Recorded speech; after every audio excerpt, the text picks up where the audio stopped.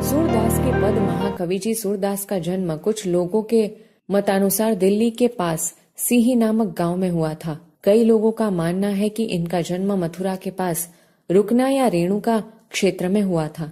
इनका जन्मांध होना भी विवादास्पद है। प्रस्तुत पद में सूरदास की अनन्य भक्ति भावना का परिचय मिलता है। यहाँ बाल कृष्ण की चेष्टाओं के माध्यम से बालक कृष्ण का मनोरम्य वर्णन किया है।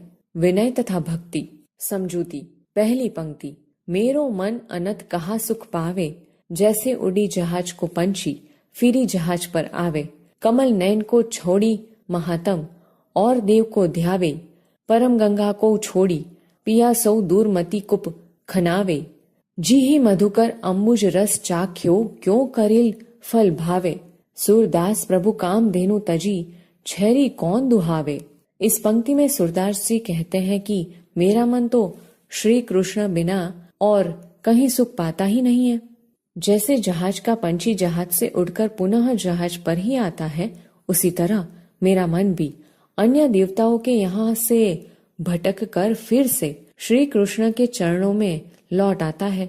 कमल नयन श्री कृष्ण की महिमा छोड़कर वह अन्य किसी देवता का ध्यान कैसे कर सकता है भला।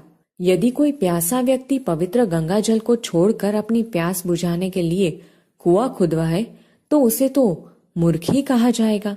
जिस भौरे ने कमल के रस का स्वाद चख लिया हो, उसे करिल का फल कैसे अच्छा लगेगा।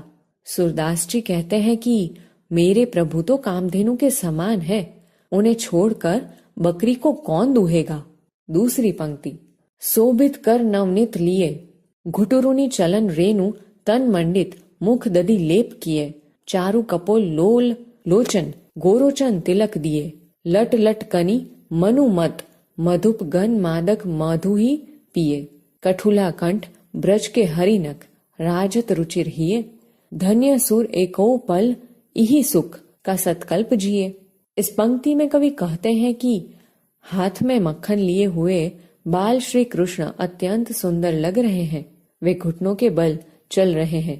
उनके शरीर पर धूल लगी हुई है और मुख में मक्खन लगा हुआ है। उनके गाल सुंदर और नेत्र चंचल है। उनके माथे पर गोरोचन का तिलक लगा हुआ है। उनके सिर के दोनों ओर लटे झूल रही है। गले में पहनी हुई चांदी की चौकियां, बधनखा और बजरबट्टू की माला हृदय पर सुशोभित हो रही है। सूरदास जी कहते हैं कि बाल कृष्ण की इस छवि को देखने का सुख एक पल के लिए भी मिल जाए तो भी जीवन धन्य हो जाए, फिर 100 कल्प तक जीने का कोई अर्थ नहीं।